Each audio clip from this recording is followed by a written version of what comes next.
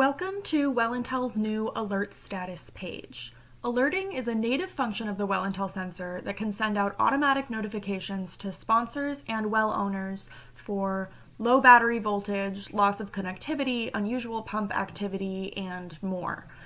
This is our new version of the Alerts tab on Analytics dashboard. It is more intuitive and makes it easier to manage your entire network with a glance. The first thing you'll notice when you log into the Alert Status page is the map. All locations are visible and are color-coded based on whether or not a well is in alert. As you can see here, most of the network looks good, but we do have one well that is in alert. By hovering over it, we can see more information about the name of the alert and site name. Here we have a no readings alert for the site White 18.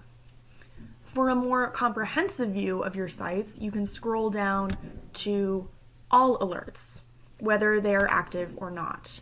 You can also filter by alert type and alert status. So since we have a no readings alert, we will select only alerts pertaining to no readings. If we had a lot of sites here that had this type of alert, we could select show only alerting and see only the pertinent site. Here, not only can we see the nature of the alert and the threshold it's set at, but we can also see who was alerted and when. We also have the option to clear the alert if we desire to do so. This page also gives you the option to edit alert thresholds. This can be done by double-clicking on the current threshold to enter a new one. For this site, it's set to 700 hours until an alert is sent with no readings.